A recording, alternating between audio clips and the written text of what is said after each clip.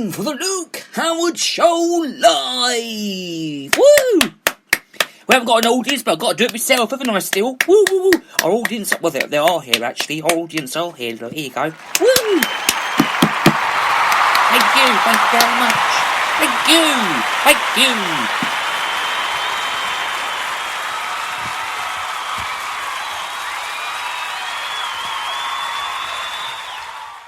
I love a show with an audience, especially a recorded one like that. Morning all, it is a very special weekend this weekend because it's the Easter weekend.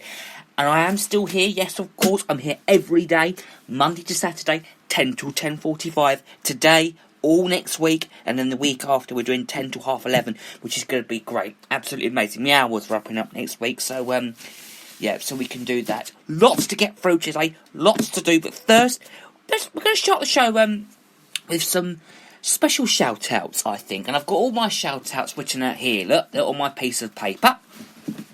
On my hand right now. I've got them all out.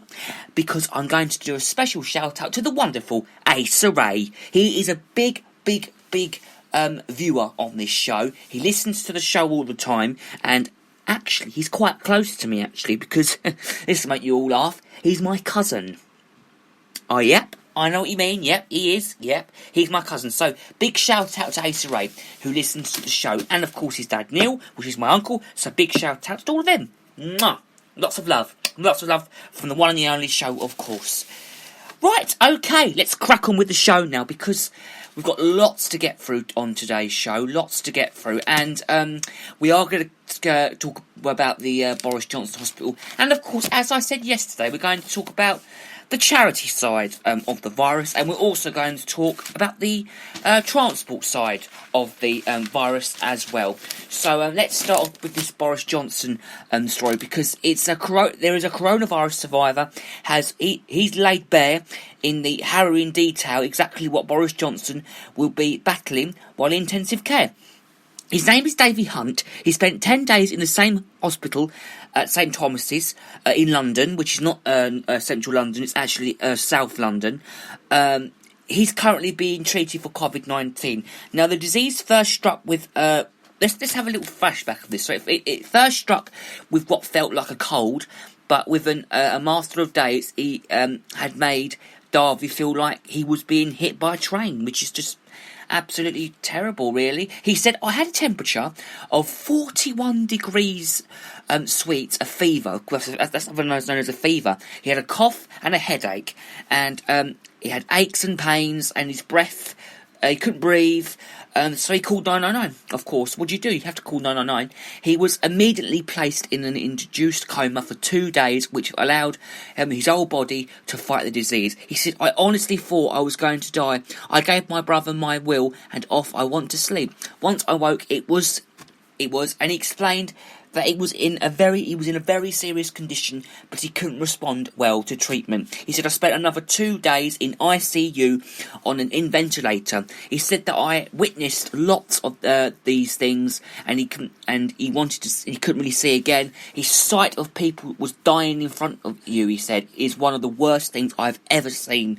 He was in the NHS, of course, and he had the dedication of all of them. He discharged on Saturday, 48 hours before Mr. Johnson was admitted with a soaring temperature, temperature and pursuant cough. Experts, what the heck do they know, experts? Experts? What do they know, experts? They have actually said that the Prime Minister would likely remain in the hospital for 2 weeks, which is true, because he could. So, as I said the other day, our thoughts are with the wonderful Boris Johnson, who is in intensive care. So, yeah. Right, so let's look at the charity side of this now, shall we? Because this is all... Yeah, let's look at the charity side of this, because we all know that the Prince of Wales and the Duchess of Cambridge, they have a charity called the Prince's Trust. It's a brilliant charity. I've raised money for it many times. I've done events for it. It is an amazing amazing charity. It's really, really good. So, these are the charities that have been facing collapse. So, a crucial role in the national fight against coronavirus, supporting those who are in most need. It's right that we do everything to help the sector in this difficult time, which is true. And this is why we have announced the 700 million package. We will ensure our key charities can continue to deliver the services that millions of people up and down the country rely on. Cultural Secretary Oliver Dowden, he said that our charities are already playing a crucial role in our effort to fight coronavirus, backed up by any army of volunteers. Now, cash is expected to start being handed out within weeks.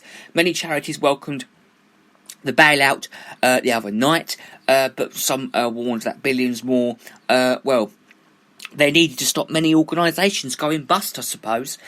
Which is true, because, it's just true. Well, Barnardo's, which is a children's charity, their chief executive, Javed Khan, said that we welcome the Chancellor's recognition charities and are needed now more than ever.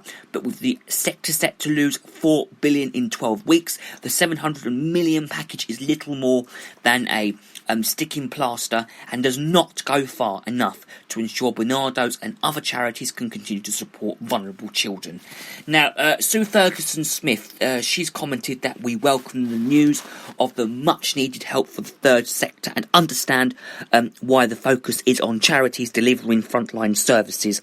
But what do those organisations such as Britain Tumour Research, which play a vital role in raising awareness around the causes of urgent need?